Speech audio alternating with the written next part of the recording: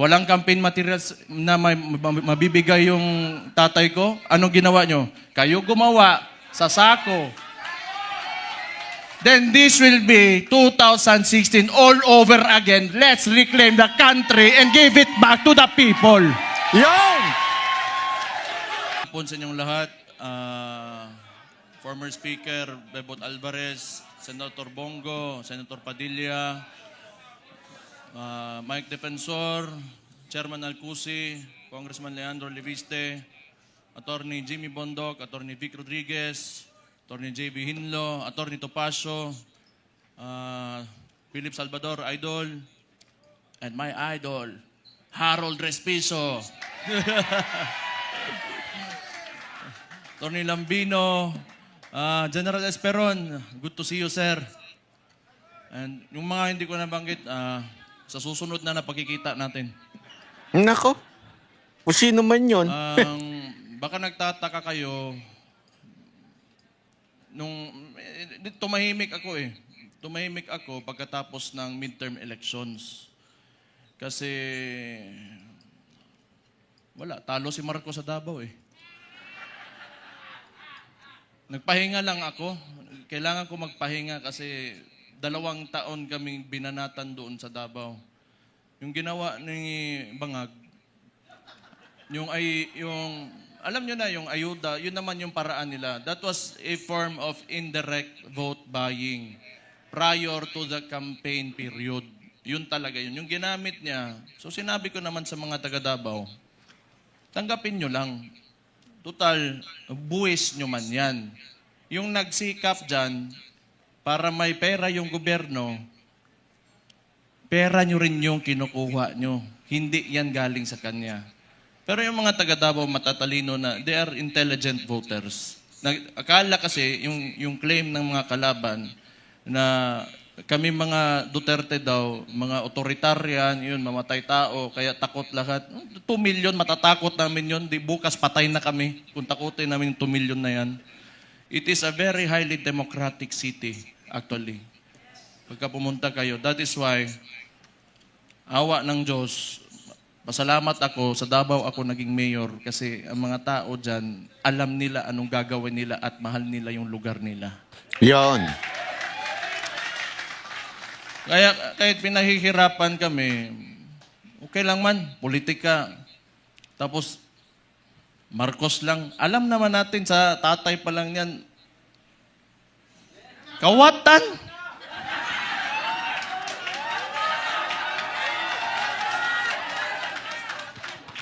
Hindi, kasi ganito yon. Nung nagsimula yung kampanya nung 2022, kasama niya yung kapatid ko, the Vice President. Siyempre, inisip ko rin, siguro, itong tao na to gusto maging presidente. He will redeem the Marcos family name. So, hindi ko naman talaga inisip na may ganun din pala kagago yung tao na yan. Abay, gago talaga. Kung siguro nasa isip niya, kung sira na yung pangalan namin, sirain ko na lang lalo. Wala naman akong political lang to. Kung bahala sila, magalit sila sa akin. Si Auntie Claire, tanawa. Pagkatapos ito, Auntie Claire, si Mayor Baste, lo ng buwan ka. Oh. Nagpahinga lang ako. Kasi before the midterm elections, kami doon sa Davao, lagi kami nagmo-mobilize. Kasi nung sinimulan nila yung People's Initiative, papipirmahan nila yung mga papel. Siguro, I do not know. Pero definitely, sa ugali ng mga nangyan, wag na natin yung buong administrasyon niya. Kasi siya naman yung nasa taas ng chain of command, yung presidente. Definitely, ang suspicion namin, it was for term extension. At that early, 1 year or 2 years pa lang, hindi pa nagdadalawang taon yung termino niya, may pa-people's parang plebiscite yan noon na nag-gather lang ng mga tao, pinataas yung kamay, o sige, maging diktador na tayo, maging authoritarian regime tayo for 27 years. So that was the attempt of this guy, bangag nga na dias Malacanang karon. Kita niyo yung nasa UN siya, ng sipon. May chat GPT na ngayon. Hindi ko naman sinasabi kasi makukulong ako, tapos kakasuhan ako. Pero tingnan na lang, what are the causes of cocaine? Tingnan yung chat GPT. How it will affect your nasal cavity. May cellphone na kayo lahat. Wala. Swindler. He is a swindler. Yung ginawa sa atin, kaya nga naniniwala tayo, kasi akala natin itutuloy niya. Ganito lang naman tayo, kaya nandito tayo lahat ngayon. Kayo. Marami tayong parallel groups. Nilapitan ako ni Sir Mike Defensor, pati ni Speaker Bebot. Na nakita ko sila pagdating nila doon sa bahay ko, patay problema na pod ni. Nagpahinga lang ako kasi grabe yung Pero ang akala nila, tumigil na tayo. Hindi pa tayo tumigil. Anong gusto nila? Lalabas lahat ng ginawa nila. Tingnan mo katangahan nito ni Bangag. Siya nagbukas ng usapin ng flood control na may mga ghost project. Kaya ako tumahimik talaga. Kasi hinayaan ko na mag-self-destruct yung gago na yan. Kasi alam kong sasabog sa mukha niya yan. Because unang-una sa lahat, pag ikaw eksekutibo, you cannot point at someone else for the mistakes of your administration. Responsibilidad mo yan, ibig sabihin, either hindi ka nag-iisip o kulang ka sa pag-iisip o hindi mo talaga gusto yung trabaho mo. O kita mo ngayon, nag-backfire sa kanya, and they attempted to, lagi nilang ililiko doon. Pinakita naman namin lahat. Sa Davao, walang ghost project, may resibo kami lahat doon.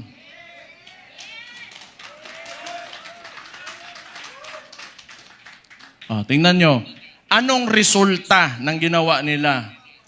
Kasi tinawag na natin yan, yung 2024 is the most corrupt budget or the 2025, yung sinabi ni Sid Ungab nung panahon.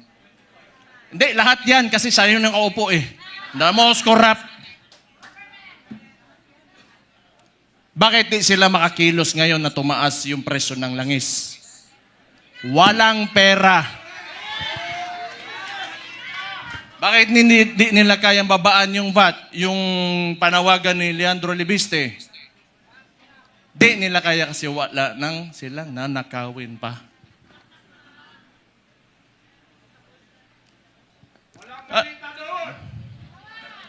Alam nyo, hindi naman talaga perfecto kahit saan ka pumunta sa buong mundo. May mga lobbyists, the congressmen and the senators, dadaan talaga yung pera dyan because that's the power of the purse. Lobbying and all of that. Pero the estimated loss to corruption, umaabot na sa trillion. It doesn't make sense anymore. Saan mo pa gagastusin yung pera na yan kung nasa bulsa mo yan? For what? Magkano ba gusto mong, yung kanin mo, gusto mo tag 200 pesos per kilo? Gusto mo yung pinakamasarap na pagkain, pinakamasarap na steak. Ano pa gusto mo sa buhay mo? Yung mga yan, mayayaman na yan. Hindi pa sila nakukontento.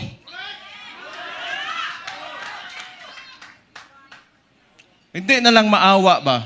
Kita nyo yung mga matatanda na nagmamalingke sa umaga, magdadala ng bayong. Tapos pahihirapan mo pa, ngayon tumataas presyo ng lahat. Hindi siya nakatingin sa pangkaraniwang Pilipino, ano ang buhay ng Pilipino. Ang tapos, itong gago na to, patay na puguan eh.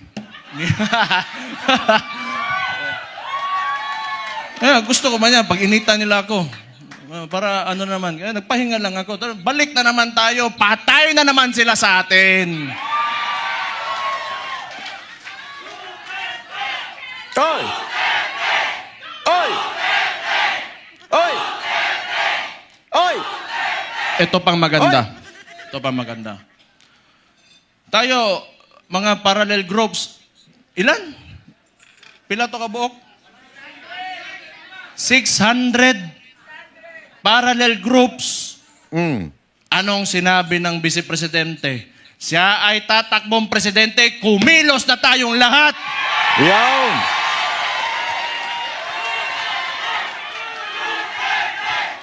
Oy! Oy! Oy! Oy!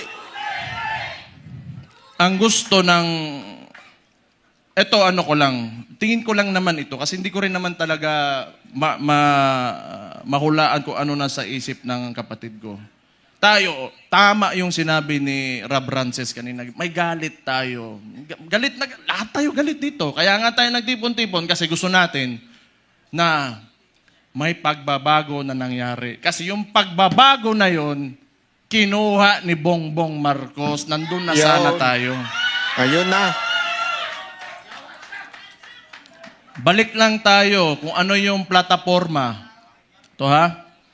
Noong 2016, si former President, si Roddy Duterte, yung tatay ko, sa survey, 7%, 15, 18. Ano plataforma niya? Dalawa lang. Very simple. But it reflected the sentiments of the people. Yung masa. Drugs and corruption. Anong binalik ni BBM ngayon? Drugs and corruption. Yan. Mismo. Ganda nun ha. Ganda nun. Gusto ko yun ha. Yun ang plataforma ni PRRD noon. Tanggalin ang drugs at corruption. Ano ang nangyari? Nabawasan yun. Alam naman po natin yan. Naramdaman ng bawat Pilipino yan. Yun lang ang gusto nating ituloy ni Bongbong Marcos. Hindi pala, kayo palang mga bumoto. Pero sige, tayo na. Yan ang gusto natin eh, di ba? Ituloy niya yan. Ano ginawa niya? Hindi niya tinuloy. At ibinalik niya pa. Times 10 pa.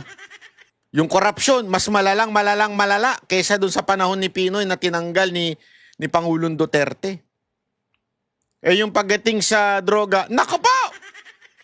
Kung dati, di ba, meron tayo sinasabi na binibenta na yung droga sa sari-sari store. Ngayon, hindi na binibenta sa sari-sari store. Online na. Sa social media na. So talagang mas malala, times 10. Ganun ang ginawa ng gobyerno ni Bongbong Marcos. Tapos ngayon, may pautot sila. Ano yun? May paandar sila ngayon. Ano yun? Mga nakaubad sa karsada. Putangin ang yan. Oh, hulihin ang mga nakaubad sa karsada. Abay, unahin ninyo yung mga nakaubad sa KTV. Ay, wag pala. Di ba yun ang unahin ninyo? Di ba? Ang bira kayo, oo. Yun ang solusyon nila sa droga at korupsyon. Hulihin ang mga takatambay at nakahubad sa karsada. Sabi ng kapatid niya, hindi ako yun ha. Oh, tama ka dyan, tama. Disclaimer yan. O safe na ba ako, attorney? Sabi ng Safety kapatid na. niya hindi ako nagsabi nun di ba? Oh, safety na. Addict daw yung kapatid niya ang... Maulagi na ba? Safety. Hindi, tama naman yun. Kailangan optimistic tayo. Kailangan well-organized tayo, andito tayo lahat. At mahalaga sa lahat, unified tayo. Yung Yan. may mga differences tayo kasi lahat tayo mayayabang eh. May mga ugali yung mga DDS eh. Naka! Ayan na. Alam nyo, kasi eto ha, Dito nyo lang maririnig ito.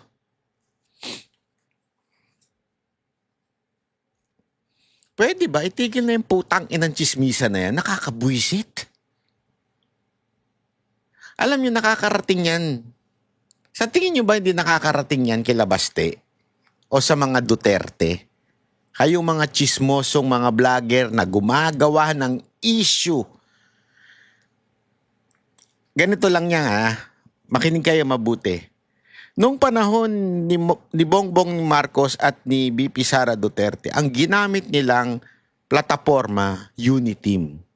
Uniting the North and the South. Hindi naman dahil lang sa pangalan nila yan eh. Kung wala silang baluarte, hindi mananalo yung dalawa. Nagkataon may baluarte sila. Norte, yung mga Ilocano, mga nasa Norte, Bongbong Marcos yan. O Marcos per se. Etong sa South, even sa Central, o Visayas, di ba? Yan na yung Duterte yan. And unite mo. Kaya ngayon, overwhelming ang votes. So what do I mean? Ganito lang yan. Yun nga, naintindihan nila that they need to be united. Tama dito si Mayor eh. Itigil na muna yung pataasan ng ihi ng mga Duterte supporter. Pagalingan. Sino magaling? Ako magaling. Grupo ko magaling. Eh, pukin ang ina ninyo. Kayo na ang pinakamagaling. Kayo na ang pinakachismoso. Putang ina ninyo. Pwede ba tumigil na muna kayo? Tama na, ginagawa nyo na naman ang issue kung sino-sino sa mga PDP.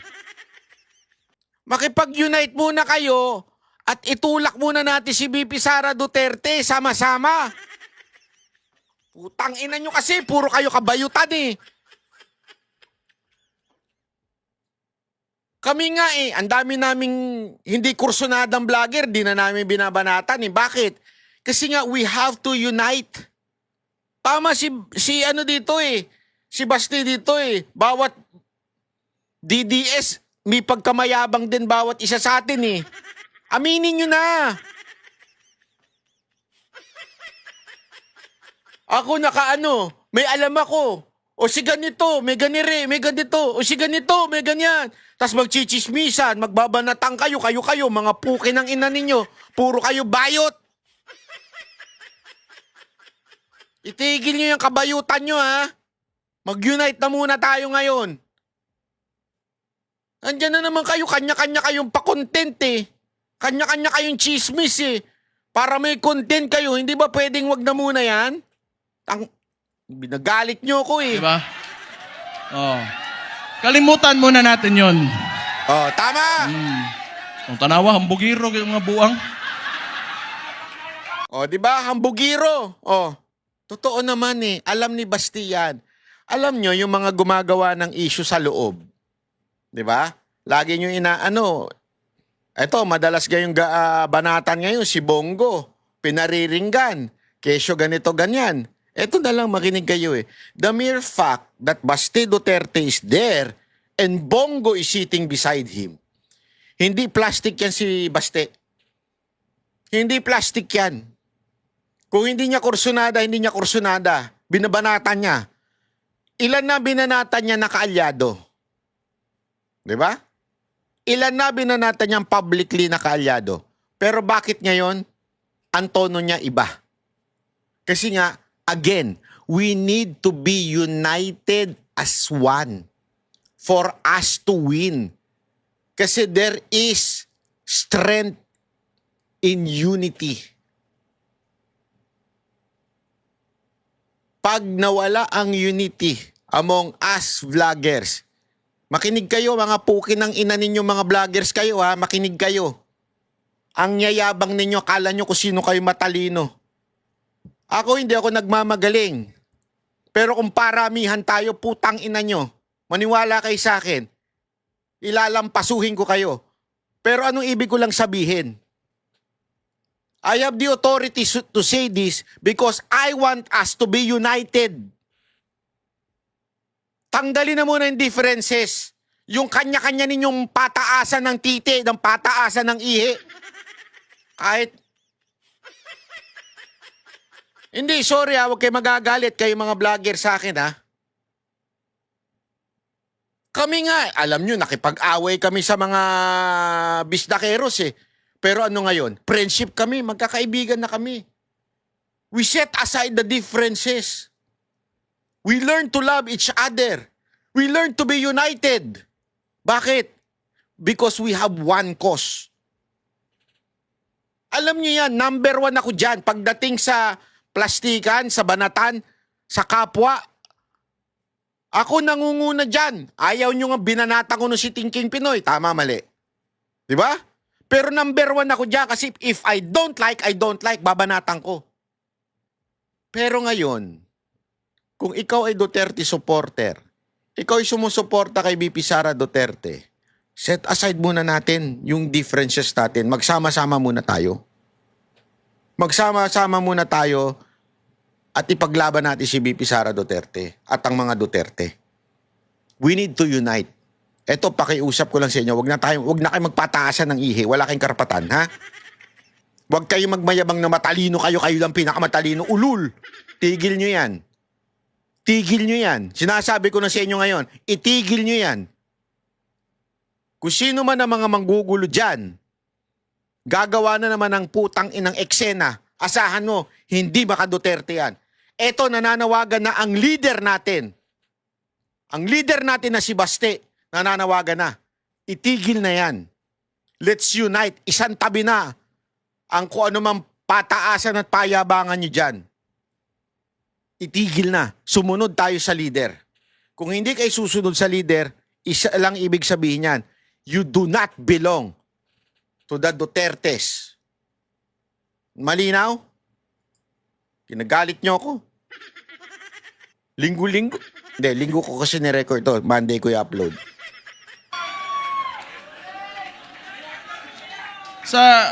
Sa ngayon, kailangan organisado tayo.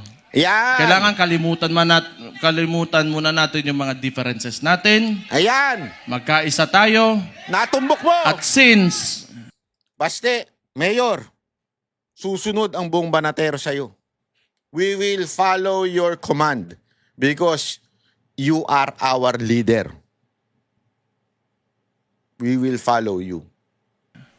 nagdeklara na natatakbo yung principal natin who is the Vice President, Sara Duterte, magsimula na tayong kumilos. Yan.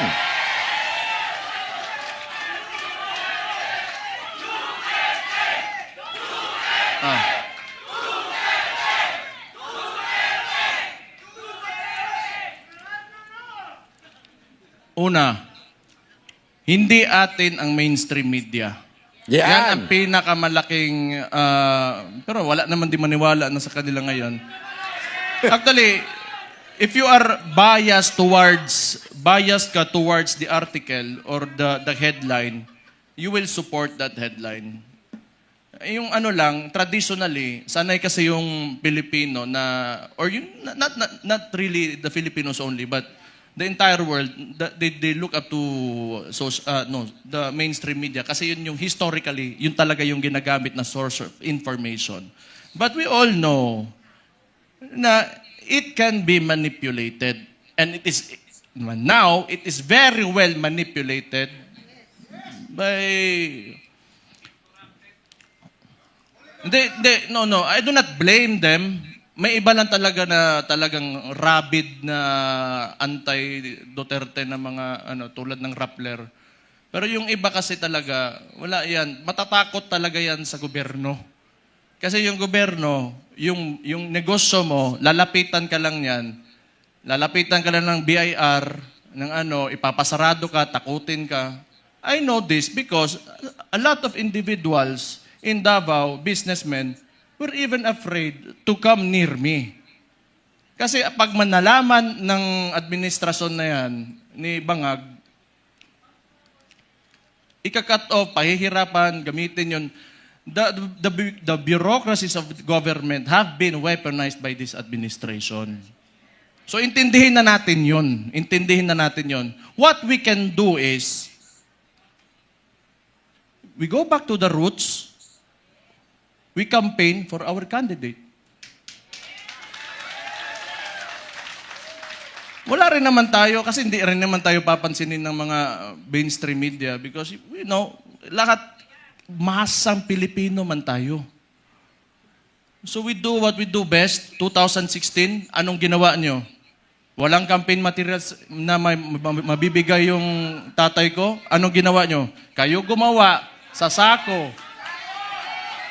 Then this will be 2016 all over again. Let's reclaim the country and give it back to the people.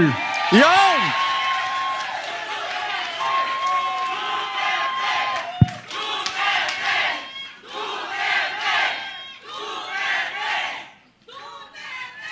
I just want to mention yung binanggit yung idol ko rin si Robin Hood Padilla kanina na totoo naman yung mga oligarko na yan.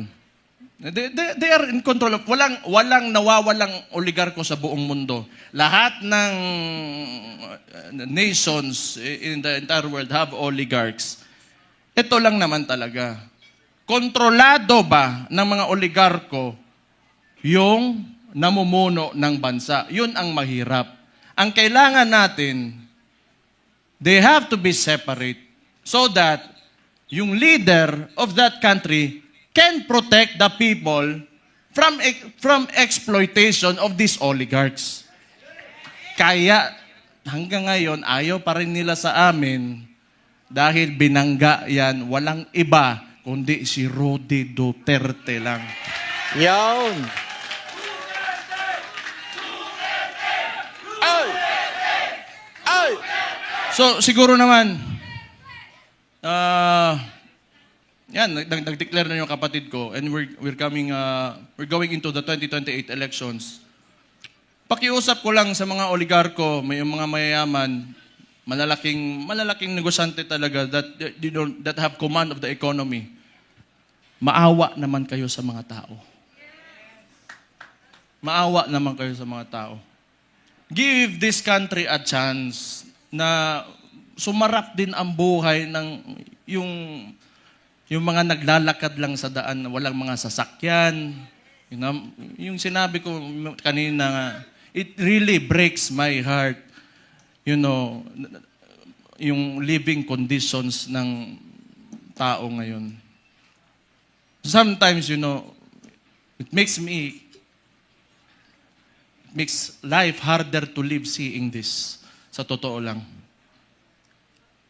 I am guilty because I have may bahay ako, sementado, nasa loob ng subdivision.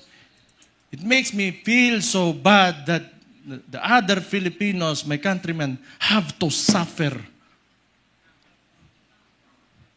Kaya naman tayo nandito. Alam ko, mahal niyo yung tatay ko dahil alam niyo na talagang minahal at mahal niya yung bansang Pilipinas.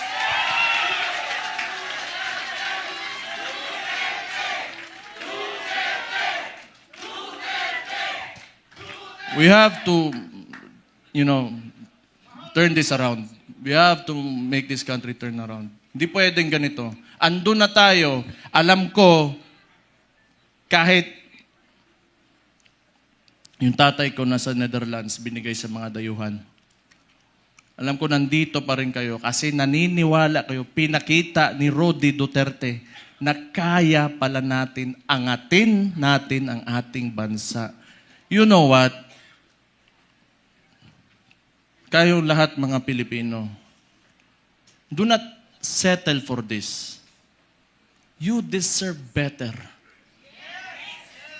You deserve better. Sinasabi ko sa inyo, you deserve better. Kaya, be optimistic, maniwala kayo na we can take our country through greater heights. Sinasabi ko sa inyo, alam nyo na eh. Kaya nga nandito kayo, naniniwala kayo. Just hold on to it. And someday, awa ng Diyos, talagang may Diyos talaga. And may hustisya talaga. Makakamit natin ang Pilipinas natin na pinapanaginip natin. Yon.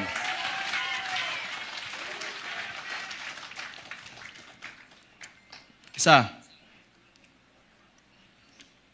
lahat ng politiko, kailangan bitawan natin yung mga pansarili nating gusto. We have to be selfless public servants. Unang-una yan sa lahat kung gusto natin talaga umangat itong bansa natin. Sabihin na natin, may nakawan nangyari, bigayan ng pera, whatever. Kasi that should be enough. Nagkaroon na kayo ng presidente that tolerated it. So what's next? Dadagdagan nyo pa? Nagpasarap na kayo ng sobra-sobra? Gusto nyo pa? You know, kung swerte na kayo sa buhay, it's time you give back to the people. Huwag niyong pahirapan yung mga tao. Tama na yan. Okay na yan. Siguro yung mga anak nyo maka-aral sa abroad, you can eat, in a very nice restaurants. Tama na yan. That's okay. Isang ulo lang naman ang kailangan namin. Ang ulo ni Bongbong Marcos! Yan!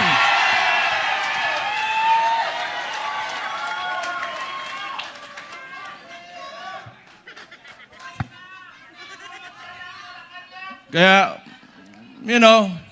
this coalition, if you cannot approach me, you approach Mike Defensor, you approach Bebot Alvarez, you, the congressman, I'm talking to you, if you want to defect, talikuran nyo na yan because alam nyo, kayo, mga politiko, nakatira kayo sa Pilipinas, huwag nyo sirain ang bahay nyo.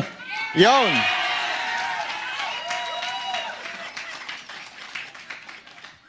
Tanawa na. Gusto ko lang din idagdag, idagdag ko lang. Kasi 'di ba, marami nagagalit diyan, narinig ko na naman, ay, ewan ko. Yung tungkol kay Guangson, sabi nila, dating binanatan niya si Pangulong Duterte, dating binanatan niya si VP Sara Duterte. Oh, ngayon, nagbago na siya. Nagkamali siya. Nagbago na siyang pananaw. Sumasanib na sa atin. Ba't ayaw natin tanggapin? Akala ko ba we are here to convince the other Filipinos? Kaya nga sabi niya dito alinaw na sinasabi ni Basti dito O kayo mga congressman, tama na yan, okay na yan, sige na, okay na. Sumama na kayo dito. Tapos pag sumama sa atin, sasabihin natin, balimbing ka, dati ka naman mga hindi Duterte, anti-Duterte ka naman dati. Putang ina, bubula bibig. Di ba gusto nga natin dumami? Gusto nga natin sila sumama sa atin, pero pag sumama naman, sinisiraan natin, nagagalit tayo.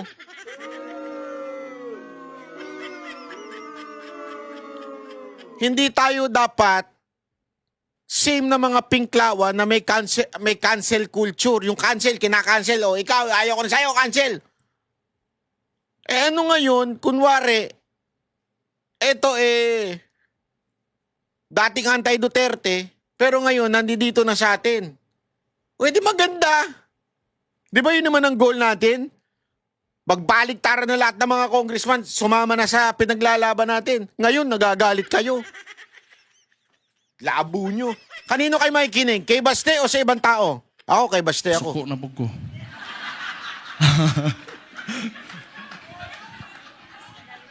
Pero,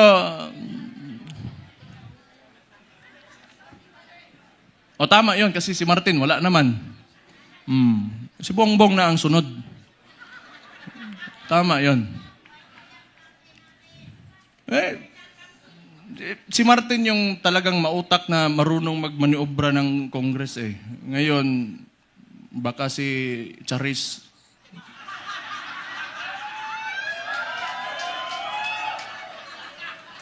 Sino yun? Kilala niyo yun? Charis, Kasi rinig ko, chismis lang to ha. Chismis, wala ko sinasabi.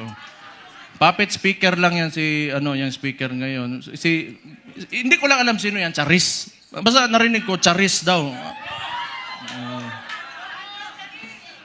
Patay.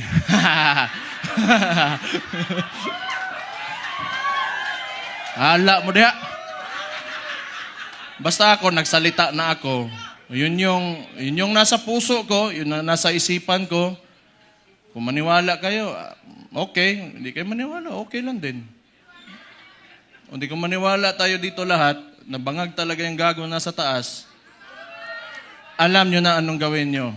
ilagay natin ang Vice Presidente sa 2028 na Pangulo natin.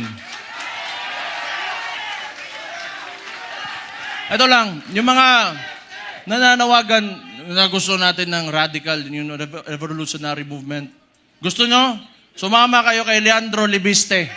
Punta kayo doon. Yawn. Hindi, kilala ko yan noon pa. Kilala ko si Leandro. Pumunta yan ng Davao, nagbigay yan ng mga solar panel sa isang indigenous community doon sa Davao City. Matagal na.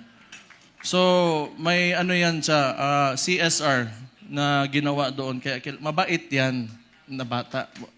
Mas matanda ako ng konti eh. Mabait yan si Kong. Mabait yan. Kaya yan naging ganon. Kasi alam mo yung mga mababait na tao, pag ginalit mo, patay ka talaga. Mag-ingat kayo. Ayan pa, may isang isiraulo si Attorney Harold Respiso. Sabi ko nga nakita ko tong gago na ito, sabi ko, puta, hindi lang pala ako ang siraulo dito, may kasama na ako. Wala yung isang isiraulo din, si Kiko Barzaga. Pero pag I want to talk to the younger people in the cameras. Subaybayan niyo yung mga bata na yan, yung mga tao na yan. They are the future of Philippine politics. Sino ba namang siraulo na lalaban ng administrasyon, magiging opposition, lalo ng ganito ka-abusado? You know, what seemed to me, yung ginawa nila sa tatay ko, was a state kidnapping. Yung mga bata na yan, di natatakot yan. We need people like them. We need people like them. May iba naman, diplomatic, parang si Senator Bongo. Okay yun. Hindi pwedeng lagi tayong galit lahat. Diba? Dapat may mabait din sa atin. O, diba? Ayan. Oh. Hinalimbawa pa si Senator Bongo. Kaya yung mga gumagawa ng issue kay Senator Bongo, parang awa nyo na. Itigil nyo na yan. It's time to unite. Campaign eh. Anak kayo ng putang ina nyo eh.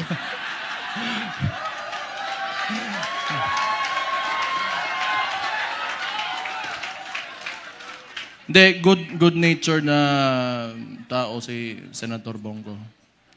So, ano pa ba? Kumain na kayo? Ha?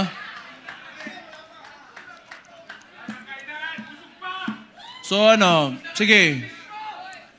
So yung coalition natin, ang tawag nito, United Front. So ibig sabihin nun, from the word united, nagkakaisa tayo. Okay? So, kung kaya niyong palawakin, yung mga miyembro nyo, magpalawak tayo. Tapos yung mga sinasabi ng mainstream media, i-correct natin. Kasi binabalik nila lagi yung confidential funds ni VP Sara, and yet, sasabihin ko ulit, yung estimated loss to corruption in the Philippines right now, umaabot na sa trilyon. Trilyon against the 125 million na nakihirapan nga silang patunayan. Can you see how absurd that is? So, yung messaging lang, kasi wala sa atin yung mainstream media eh. You try to talk, i-correct nyo. Wag muna kayo magalit. Be on a level na Kaya nga napaka-importante ng social media eh. Kaya napaka-importante ng mga vloggers eh. Tama si Basti dito eh. 'Di ba? We have to correct what is yung kasinungalingan ng mga media. Ngayon, how are we going to correct this? If busy ang mga vlogger na gumawa ng mga chismis.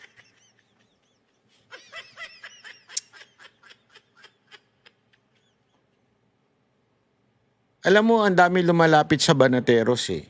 Sa totoo lang at sinasabi nilang buti pa kayo, ganito. Hindi kayo sumasali sa awayan ng mga vloggers, hindi kayo nagchichismisan, hindi kayo nakikipagsiraan sa isa't isa. Ang dami lumalapit. In one side, natutuwa kami dahil na-appreciate ng tao yun. But the other side, medyo nalulungkot kami.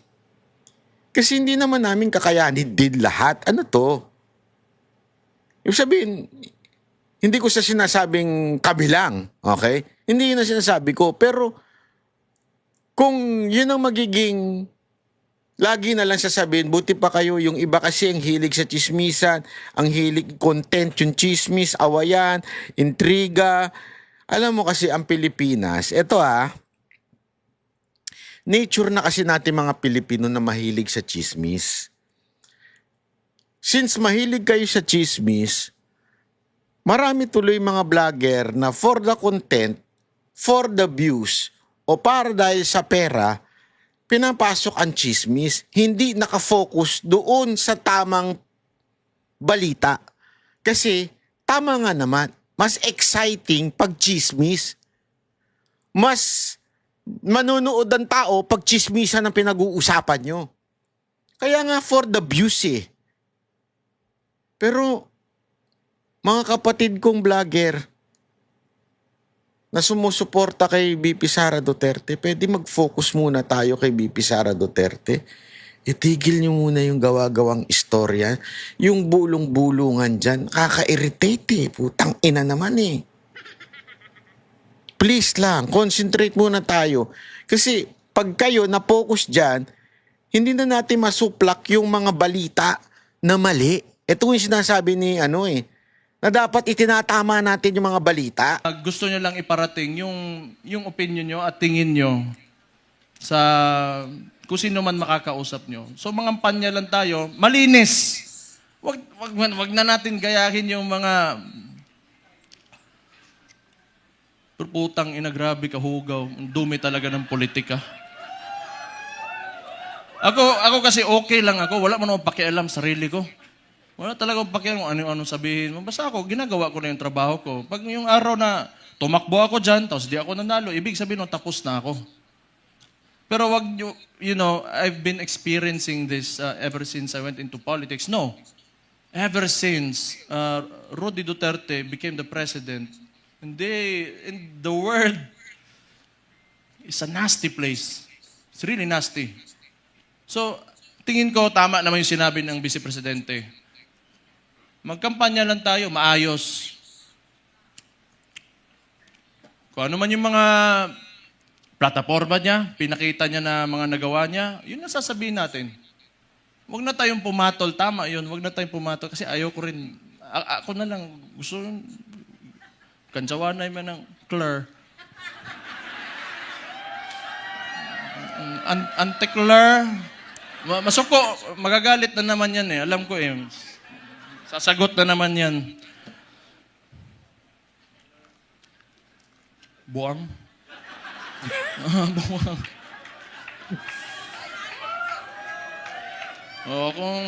Kung baliw sila, baliw din ako. Ganun lang naman. Pero alam mo, yung observation ko lang, this is only my observation. Mahirap yung mga tao nakaupo sa, in a seat of power, tapos ganun yung ugali, na mahilig manggipit at mang-abuso ng mga maliliit na tao. Patay tayo dyan. Mahirap yan. Kaya ako rin, gusto ko yung nilalabanan ko, malaki rin naman. Para kung makukulong man ako, matatanggal ako sa pagka-mayor ngayon, o mamamatay man ako, at least worthwhile yung ginawa ko at para sa sambayan ng mga Pilipino. They only pick on people na kaya nila eh. They only pick on people na kaya nila. Pero, hindi nila kaya ang masang Pilipino. That will never happen. Hindi nila kaya yun. Bukas na ang mga isipan at mga mata ng Pilipino ngayon. Bakit isa lang nagsasabi na tama? Kayo, hindi nyo alam?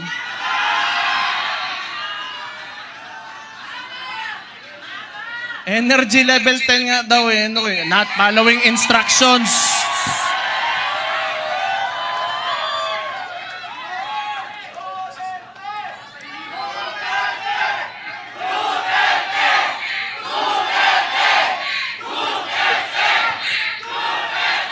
Kayo, nilalagay nyo talaga ako sa alanganin ba? Okay lang. Alam nyo, yung tumakbo, yung tatakbo na yung tatay ko, lahat kaming magkakapatid, hindi talaga pumayag. Kaya isa ring value yun. Kasi alam ko talaga, pagka nahamon yun, ibibigay niya talaga buhay niya para sa inyo. Kaya hindi kami pumayag. Pero siguro, tingin ko lang, hindi ko naman pwedeng hulaan yung ano na sa isip niya, mahal niya talaga kayo at yung bayan niya.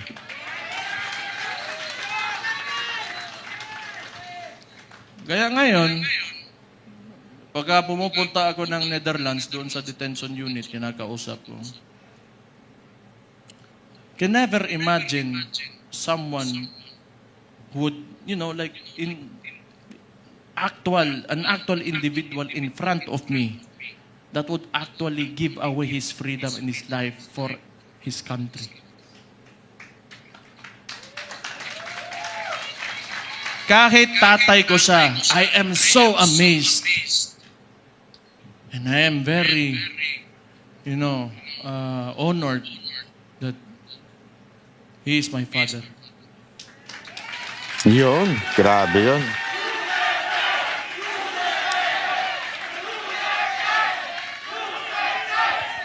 Saan oras? Saan oras, boy? Ha? Hindi, basta kung may problema, we have to communicate with each other. Okay? Let's just be friends, lahat tayo. Huwag tayong mag-away-away. Andito ang PDP, andito ang Reform PH, and Reforma, andito ang Maisog, and hindi ko na mababanggit yung lahat ng parallel groups, Reforma Pilipinas. Magkaisa tayong lahat. It's time to move. Move with positivity and optimism. Let go of yourselves. Give your all for the country. Lahat ng gagawin natin, hindi para sa atin, kundi para sa bayan natin. Ayun, maraming salamat po, mga banateros. Iyan ang isa sa mga posibleng mangyari sa politika ngayon. At gaya ng lagi nating sinasabi, ang laban na hindi lang sa taas, kundi para sa kinabukasan ng bawat Pilipino. Hindi lamang po ito sa mga politiko. At ito po'y bawat Pilipino. Si Baste Duterte malinaw na unti-unting lumalabas bilang isang leader. Pero ang tanong, handa na ba talaga siyang mas malaking responsibilidad? Pero ang mas matinding tanong, handa ka na bang sumunod sa kanya?